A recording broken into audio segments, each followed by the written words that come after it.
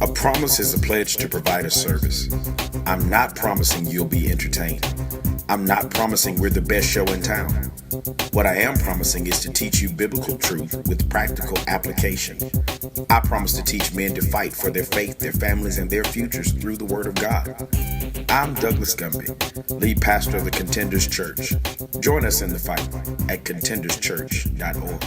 But I'm going to start off with a little story this morning a little story that I found, that I saw. I'm going to say I saw it. And it's about this dude named Doug, James, and Harold. These three guys that I know them very well. Well, Doug and James and Harold went on a fishing trip and they decided to stay in a hotel. Well, y'all laughing, I ain't even got through the story yet. They got a room on the 75th floor. And the next day, it was a bad power outage in the hotel.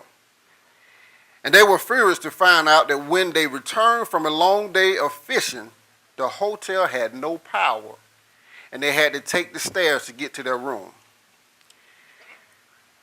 And it was on the 75th floor. So Doug decided to make the trip light. Y'all know how he is. He said, for the first 25 floors, I'm going to tell jokes. And for the next 25 floors, Harold was going to tell some scary stories. And for the final 25 floors, James decided he was going to tell some sad stories about their lives. The idea was going well. They had made it to about the 60th floor. With laughter from Doug and some funny horror stories from Harold. And then they calmed themselves down with some thankful memories from James with the sad stories about their past. They reached the 70th floor. James stopped and said, guys, I just remembered I left the room keys in the car. Oh. My guys.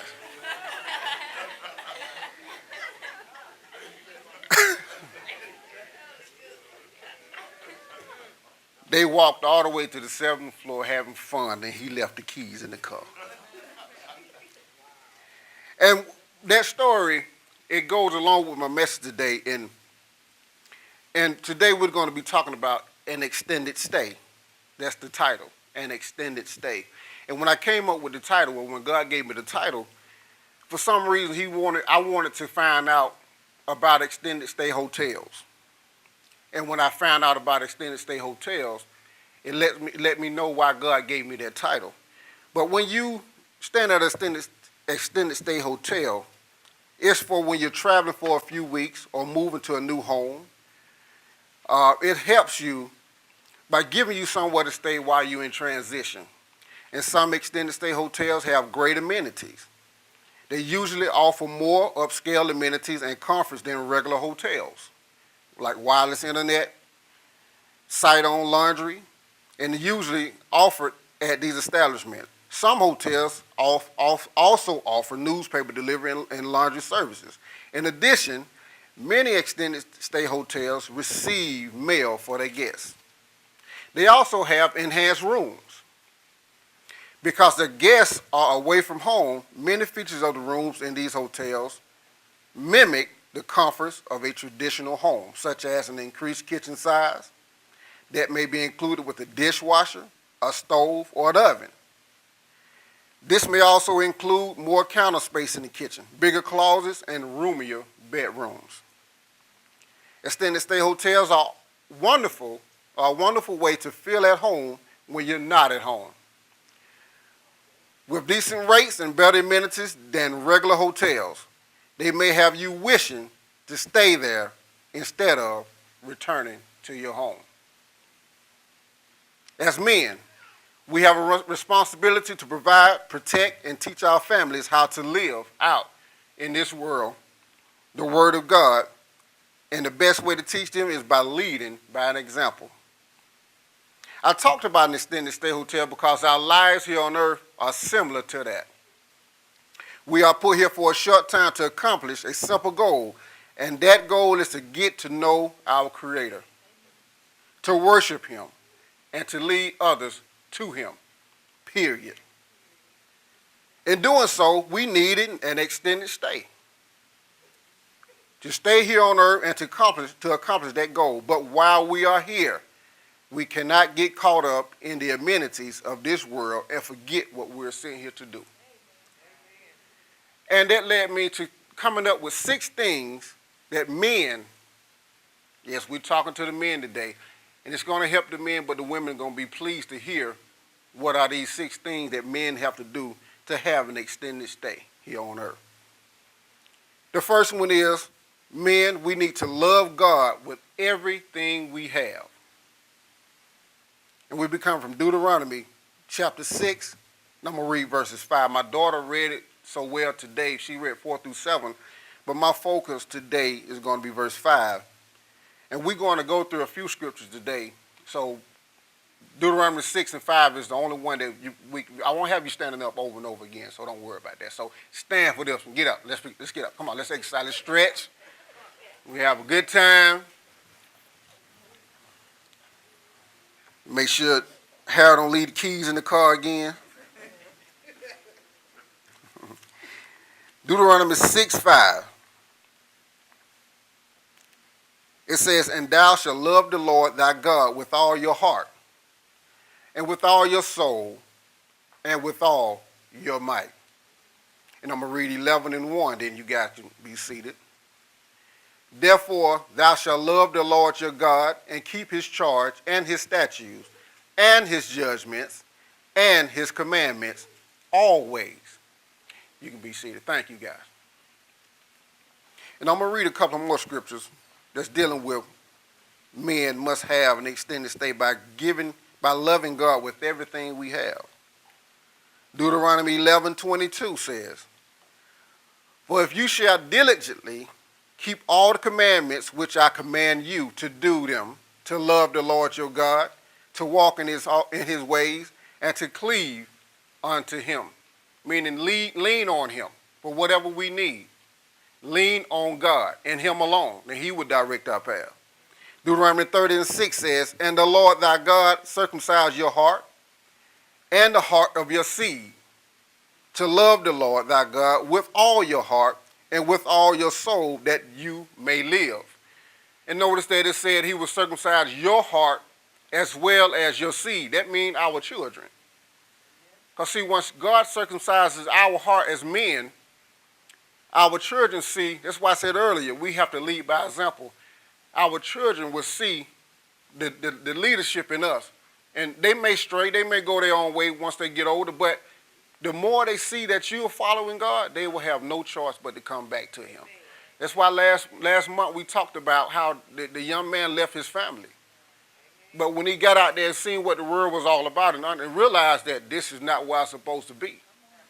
Like Pastor Doug said, he got hungry. Sometimes you have to let your children get hungry to see that I need to go back home so I can get some food. And the best food that they can get coming from us men is the word of God. When they get back home, this is the first thing we need to put in their plate. The word. And the Lord thy God will circumcise their heart as well as yours. Matthew 22:37 says, Jesus said unto him, you shall love the Lord your God with all your heart, and with all your soul, and with all your entire mind. And if it's as men, if we could just do that, it says with all your soul, with all your heart, and with all your mind. It said your entire mind.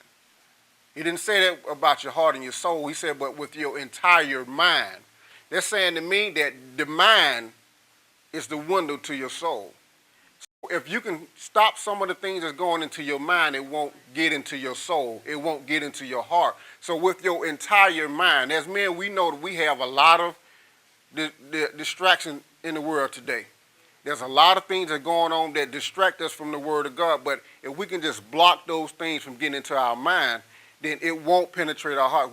Once it penetrates your heart and your soul, that's when we make the bad decisions and wrong choices. So we have to block those things from getting inside of our mind and our soul. And there's a lot of scriptures that talks about giving all you have to God. And as a man, as I say all the time, men, we have the responsibility to protect, to lead and guide our families, and we have to be the first one to get the word. We can't allow our women to have the word first. Because at that point, now sometimes that happens, but at that point, if you don't start to get the word for yourself, then at some point you leading your woman to follow somebody else who has the word. And you see a lot of churches today, that's why churches are filled with women, because the husband is at home not getting the word, so she's left to follow the pastor of that church. She's trying to find her covering. And so that's why you see a lot of homes that's out of place, that's out of whack, because the woman is at church all the time following the pastor. Number two. Well, we ain't talking about you, Pastor Doug. We know why your wife following you. That ain't fair. She's sleeping with the pastor. Number two, men, we are to love unconditionally. Yeah, I'm tired, and I had some coffee, so if I go to sleep up here, y'all just go ahead and continue to have church. But if I stay awake, be careful what you might hear, so anything might come out this morning. But God is going to see it. Don't put it on me now. Okay, number two, let's love unconditionally. I promise I won't say nothing that's going to hurt us. And I'm going to read Corinthians chapter 13. There's no other chapter in the Bible that can explain love better than this one can. Men, we're to love unconditionally. 1 Corinthians chapter 13. And you can write it down or take your notes or whatever about it, but I'm going to go ahead and read it. It says, and if I have prophetic powers and understand all mysteries and all knowledge, and if I have all faith so as to remove mountains, but have not love, I am nothing. If I give away all I have, and I deliver up my body to be burned, but have not love, I gain nothing. Love is patient and kind. Love does not envy or boast. It is not arrogant or rude. It does not insist on its own way. It is irritable or resentful. It is not irritable or resentful. It does not rejoice at wrongdoing, but rejoices with the truth. Love bears all things, believes all things, hopes all things, and endures all things. Love never ends. As for prophecies, they will pass away. As for tongues, they will cease.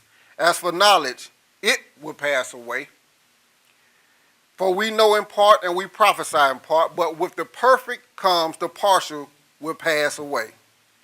When I was a child, I spoke like a child. I thought like a child. I reasoned like a child. When I became a man, I gave up childish ways. For now we see in a mirror dimly, but then face to face. Now I know in part, then I shall know fully, even as I have been fully known. So now faith, hope, and love abide, these three, but the greatest of these is love. And again, as a man, we have got to learn how to love and forgive others for what has been done to us. We can't continue to look at society as a whole and make a judgment on what we think should be. We are allowing other young men to fall by the wayside because we haven't afforded them the opportunity to see us not only for who we are now, but for who we used to be. We had a conversation with some young men yesterday at Chick-fil-A, and one of the young men was asked, what do he feel about men in church today? And he made a statement. He said that they don't come to church because they don't want to be here. They say they don't come to church because they're fearful of what people may think or may say to them. And when he said that, it kind of bothered me. It bothered me a lot because I thought about it.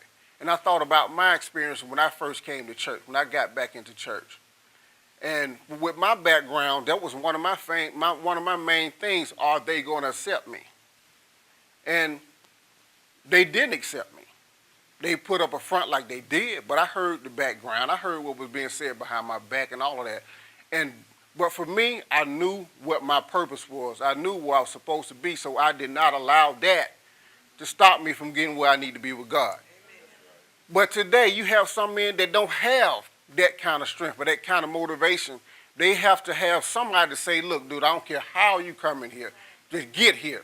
And even if it's not the church, get to God some kind of way. But that young man, when he said that, I thought about what happened to me. I thought about all the side eyes that I got. I thought about how people looked at me from my street background. When I heard about some of the things that I did, first thing they looked at me like, oh man, I can't trust him. You know. And now, as a man, young men who didn't know me in the past, they know me for who I am today. So I cannot go to them and tell them, look, you can't come in here like that. You can't come in and do this. You can't do that. You can't dress like that, because when I think about it, that's how I used to be. And so I can't put on this front like I've got it all accomplished. It took me 30 years to get here or more. We all are the same way. We all have a history, and we can't allow our history to stop us from getting somebody else to Christ. And that's one of our problems as what the world called church people. We allow our history, the deceit of our history, to keep us from allowing people to come. Your history sometimes is what will get people to Christ. So you have to let people, I've been there before. You have to let them know that I've done that. You have to let them know that because you're here don't mean you can't get here. But that's our problem. We get what we call I've made it, and we want to stay in this position as I've made it. Not understanding that you were right here, and it won't take them but this one right incident to get you back over here. We all know what we did within our mind. That's why the scripture said earlier, with your whole mind. Our mind did with some of the, just because you came out 30 years ago or 30 years later, don't mean that your mind still don't want to take you back to where you came from. So we got to realize that. We got to understand that we have to continue following God at all costs. And we have to forgive people no matter what they've done. It says love is unconditional. So when we see young men and young women today, we have to say, okay, you know, you did that. But guess what? God can forgive you just like he forgave me. Amen. And you can have a right to what God has for you as well as I have the same right. Number 3, this is one of those ones that really bothers me. I mean, this one right here, my wife can tell you, my son can tell you, Pastor Doug can tell you, because we deal with the same thing, but I hate this. Number 3 says, as men, we need to work like we need our next meal. We need to work like we need our next meal. And some people may call me a workaholic. Some people may call Pastor Doug a workaholic. But we do what we do because we know we have a job to provide for our families. We have to provide at all costs. No matter what happens, we are the ones that have to come into that house and say, here, this is for this is for that. And if we don't go out and work, that's not going to happen. As men, we have to work like we need our next meal. 2 Thessalonians chapter 3, and I'm going to read verse 6 through 13. It says, our orders, backed up by the master. I love that. Our orders, backed up by the master, meaning Jesus told them to do this. Jesus are to refuse to have anything to do with those among you who are lazy and refuse to work the way we taught you. Don't permit them to freeload on the rest. We showed you how to pull your weight when they were with you, so get on with it. We didn't sit around on our hands expecting others to take care of us. In fact, we worked our fingers to the bone up half the night moonlighting so you wouldn't be burdened with taking care of us.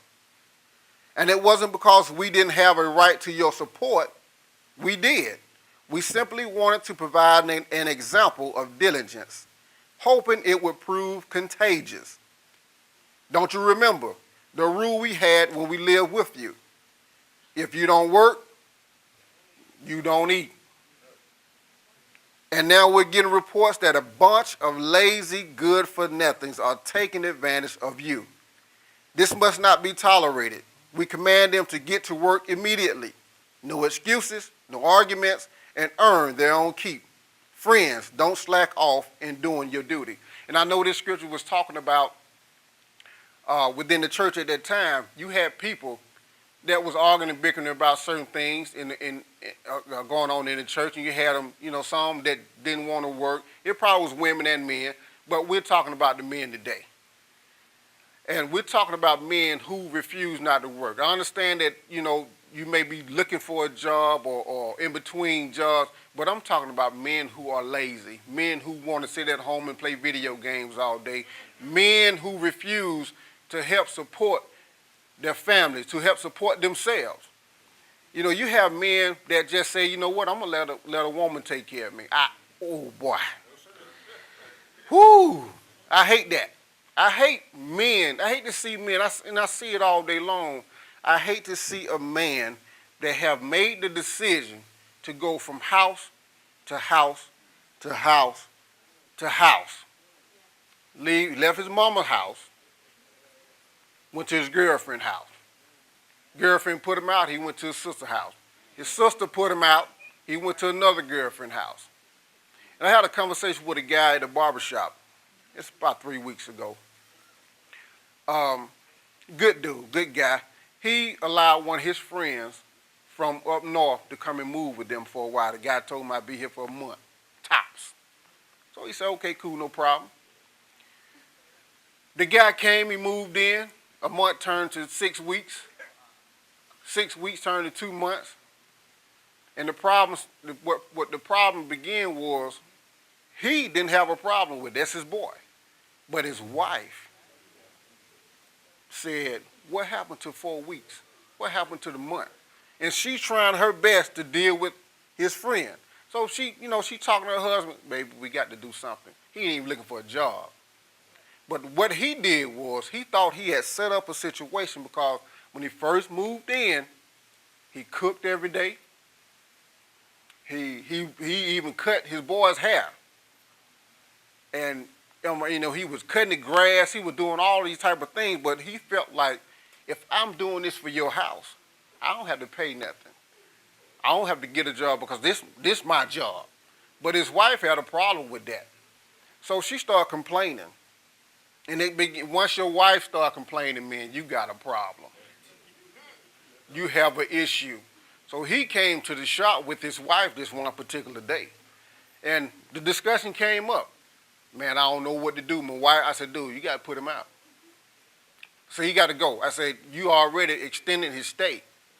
You already gave him well beyond that 30-day period that he said he would be there.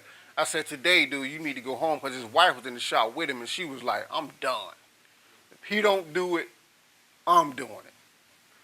So I said, dude, I'm just be honest with you. He has to go.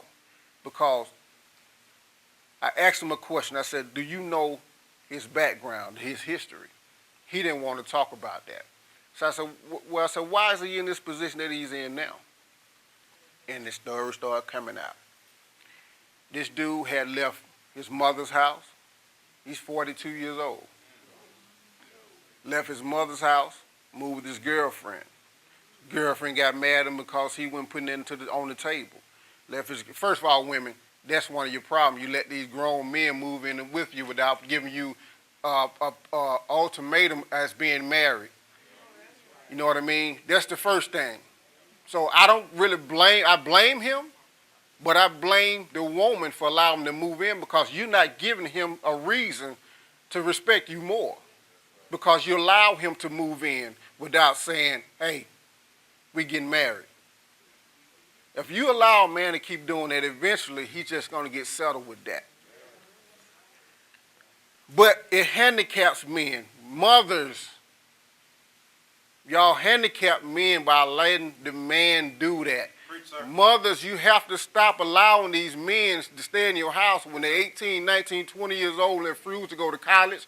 They refuse to go to work. They refuse to do nothing but stay at the house and play the video game. I see that commercial with the little grandson. I guess his mother, I don't know where his mother is, but the grandson is back in the back. He called his grandmother on the telephone and said, "Grandmother, bring me some orange juice."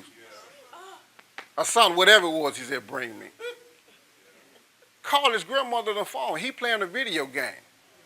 But mothers, you guys are handicapping men by allowing them. All you doing is creating a little boy to grow up to be a little boy. Thank you. And you got a young women right here that's helping me preach this morning.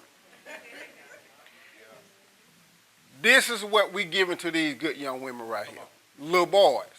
And then they looking at us like, what are y'all teaching them? Yes, sir.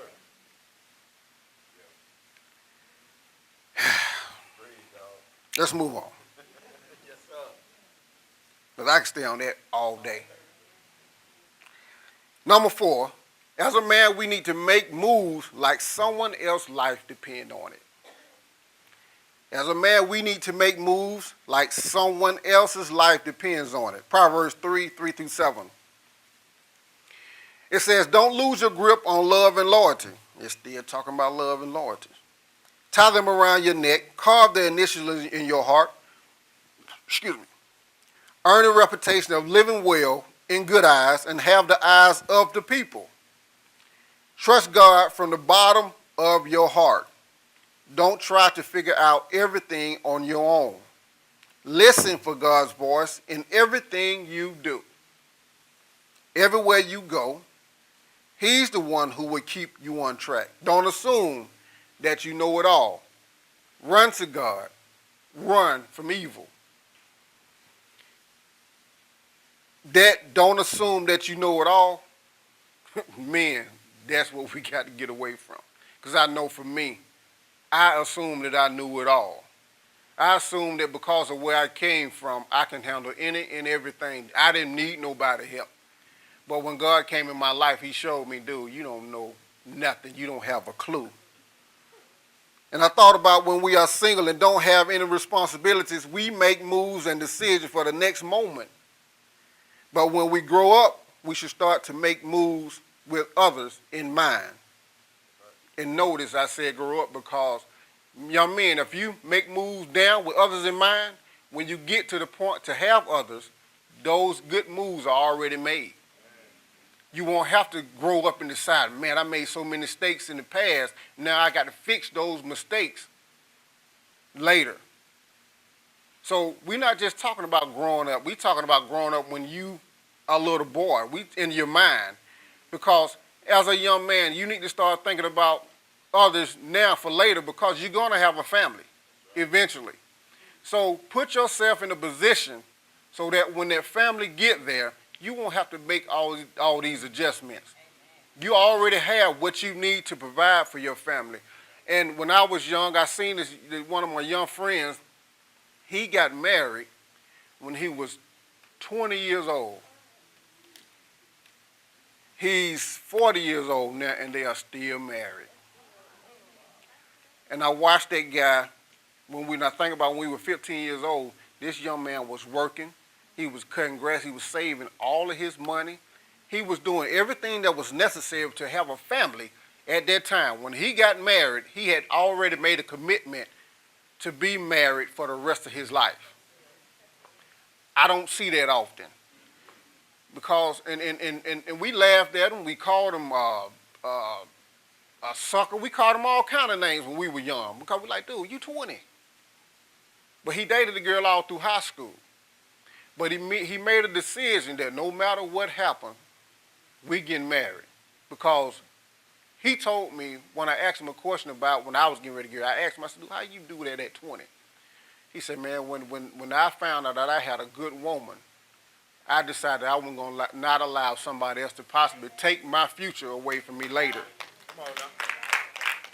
And I'm older than he is. But when he told me that, And I look at his family now, I mean, they well off, they're established very well, but he made preparation when he was 15 years old to be in the position that he's in today. But he said that he refused to allow the opportunity for somebody else to have his future. Wow. And that meant a lot to me. Because as a man that was younger than me, showed me how to do it when he was 20 years old.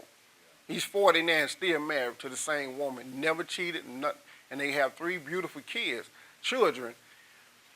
But for him to do that as a young man, it made me think about, wow, why is it such a problem for young men to make a commitment today? Because you don't hear young men at that age talking like he do. You hear young men at that age, you watch the news every day, they want to shoot people, they want to sell some drugs, they want to do all kind of things. But when I see how that young man lived his life from the age 15 to now, I understand that putting yourself in better position for the future, you'll cut out a whole lot of dead-end roads, a whole lot of traps. You cut out a whole lot of bad decisions.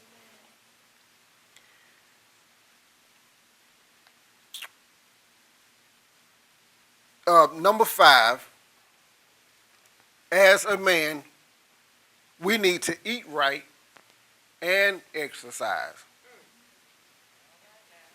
And I'm going to just read some stuff that I went over. Yeah, it's very quiet in here now. And that's a trip now because we dealt with the word. I guess everybody already understands, yeah, I know what he's going to give us the scripture. But I'm going to give you something right now that really, I knew it, but it blew my mind when I started looking over this stuff. But as a man, if we plan on having an extended stay, we have to eat right and exercise.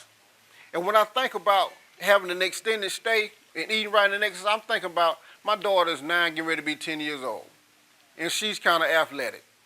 And so as a man, I figure when she get around 15, I'll be around 50-ish, somewhere around there. I stop aging at 26. Stop laughing. Y'all see me. Y'all see me. I look 26. But I don't want to be with my daughter, and she's athletic.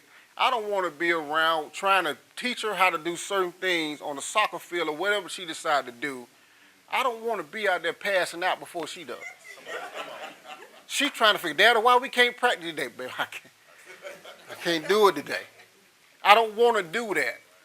I want to be able to, like I was with my son, I want to be able to get out there and do what's necessary with them so they can really see why I'm allowing them to do this. I want to be that one that says, okay, like Pastor does say all the time, the church is not responsible for raising your children. Coaches are not responsible for raising our children. Teachers are not responsible for raising our children. I want to be in a position so that when my daughter or my sons decide, hey, Papa, want to play some basketball, let's go.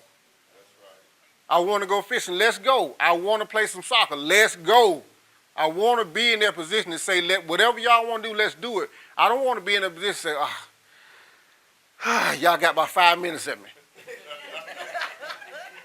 Because if you're out of shape, that's what's going to happen. If you're not in shape, you can't go to a soccer field, a basketball court, and really get into it for no more than 5 or 10 minutes. I enjoyed myself at the picnic last week. I was sore the next day, but I was able to play how many volleyball games? We didn't even take score. We just played till the rain came. The rain was the only thing stopped us. I put a tattoo on James' forehead. He was scared to come out there. He didn't show up. I was out there killing them. They can't say that because I got the mic. They can't even tell the truth. But I enjoyed myself because as a 26-year-old man, I was able to go out there and play with children on the basketball court and adults on the basketball. But I was able to go out there and play as if I was 20. I'm 26, but I was playing like I was 20. 4 consequences of not exercising and eating right. This blew my mind. Number one, we die too early for not exercising and eating right. In a 2012 series of studies published in the Lancet Medical Journal, researchers reported that 1 out of every 10 premature deaths around the planet are caused by not exercising. In other words, not exercising kills the same number of people as smoking does.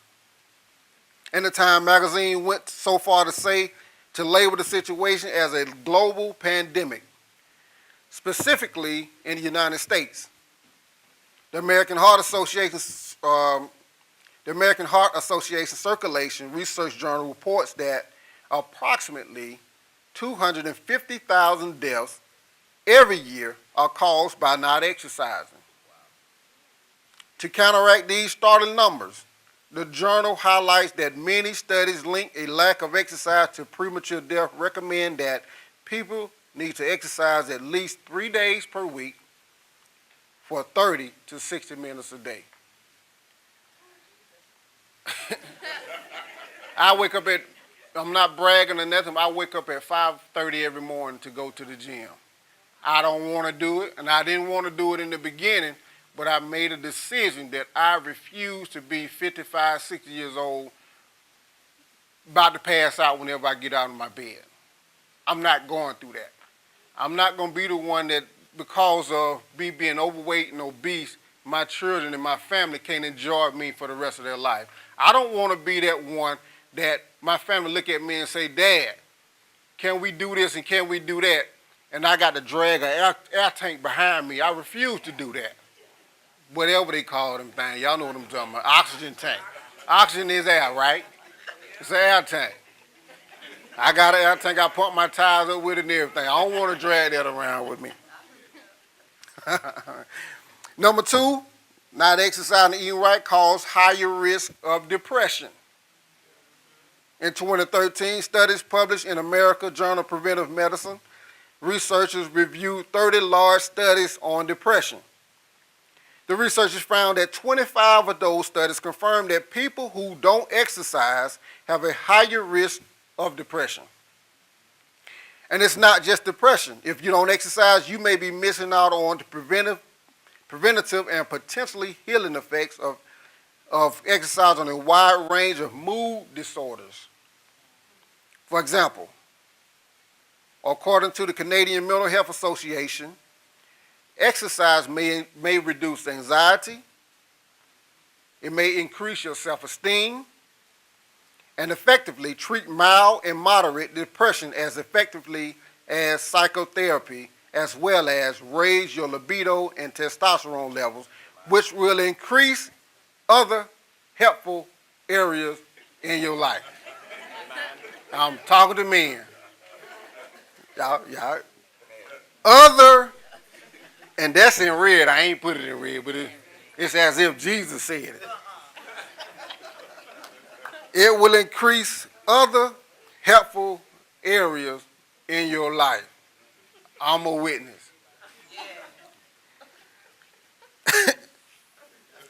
Number three, I'm gonna go on past that.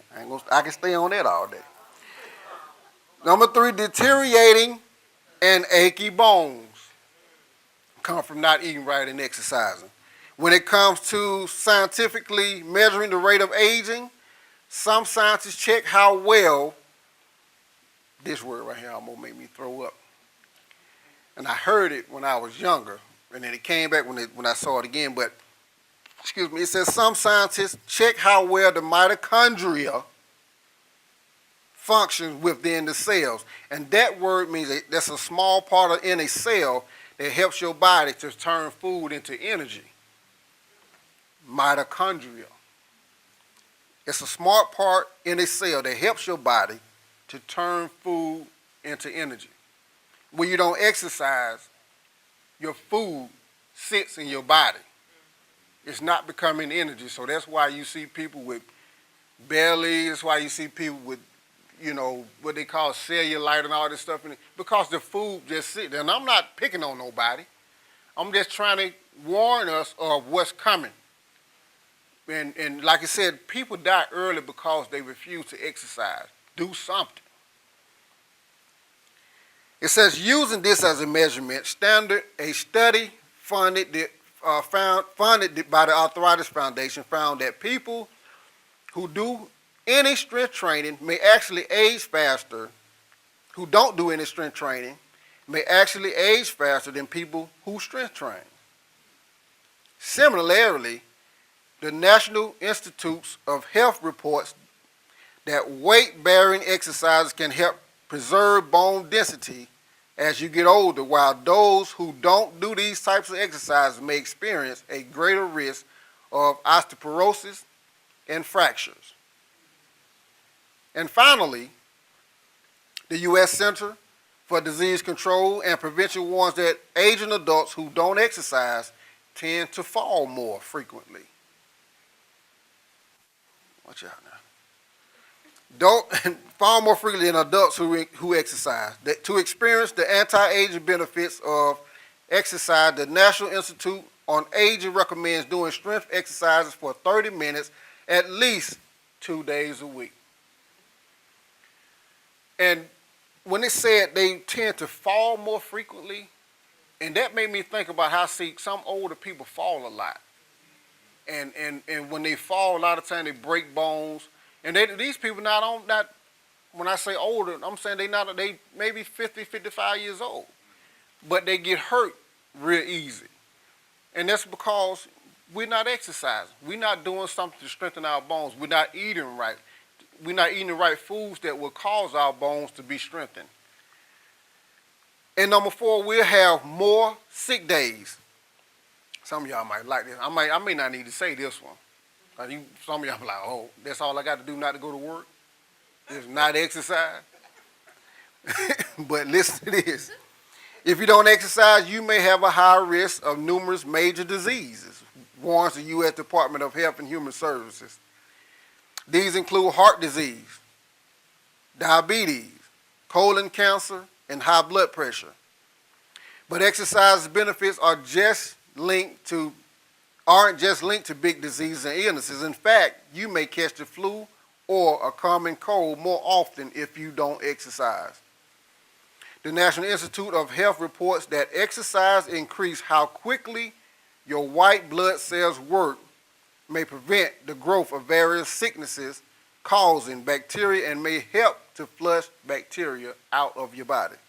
So there's a lot of good results that we can have by just exercise. It said 20 to 30 minutes a day, but just 3 days a week.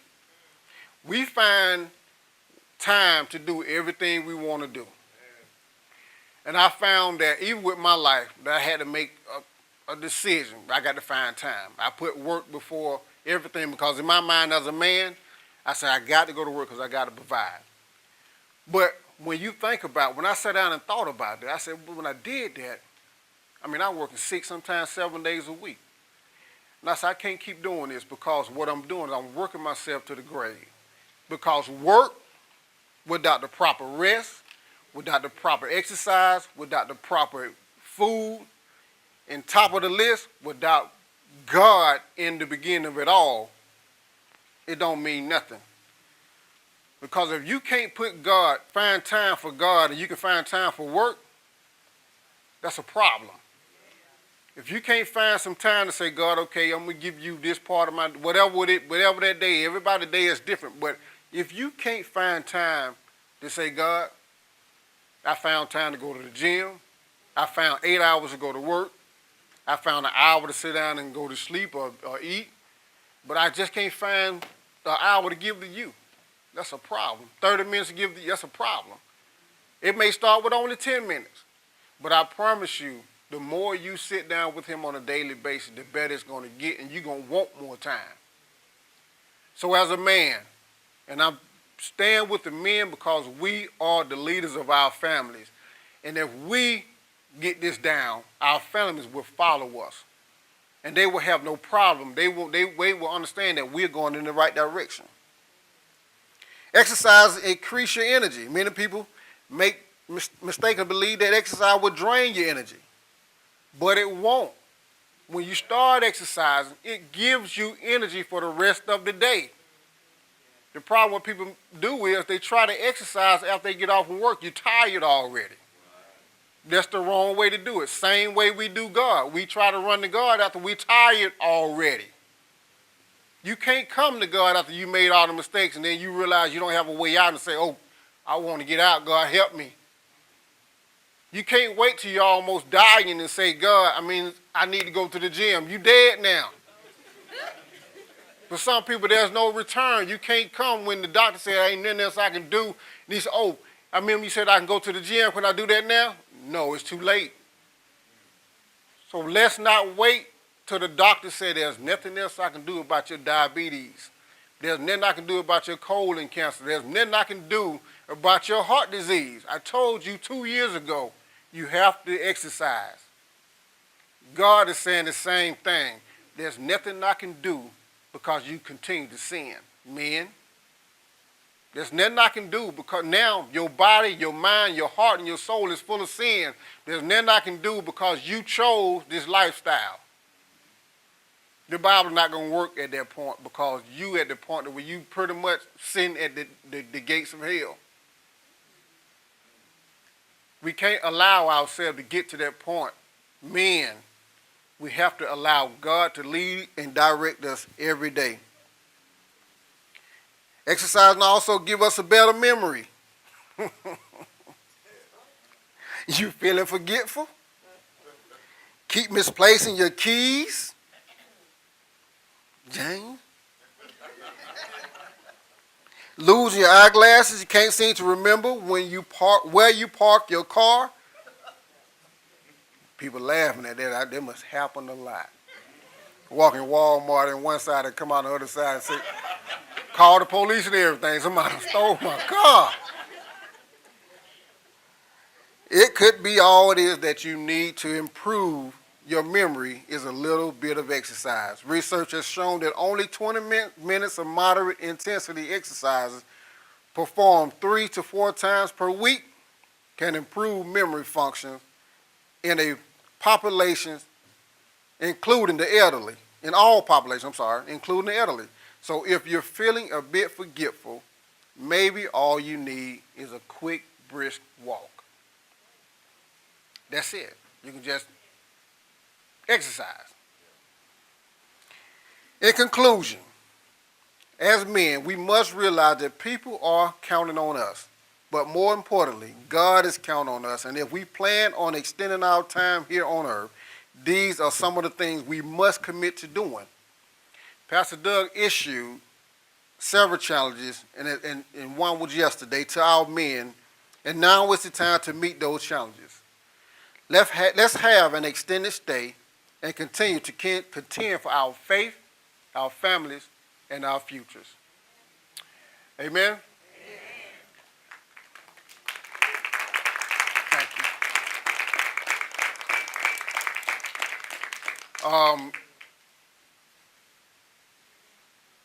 We're going to have communion today, and I'm going to let Pastor Doug come and do the communion for us. But I appreciate everybody's ear this morning. I thank you guys for allowing me to even stand before you. Sometimes people just be like, I don't want to hear nobody but Pastor Doug. But it's a blessing for me to be able to be here, and you guys gave me ear just like you do him. I didn't see nobody going to sleep but Harold. I love to pick at my guys, my boys, my dudes, but I appreciate it. I love you guys, and men, be prepared because I'm not going to be the only one standing up here doing this when it's not Pastor Doug or somebody else. We as men have to get in a position to be able to do this. And everybody's not going to preach like Pastor Doug. We all have our way to get the word out the way God gave it to us. So be prepared. Have yourself in a position that when it's your turn, you'll be able to do this. Amen.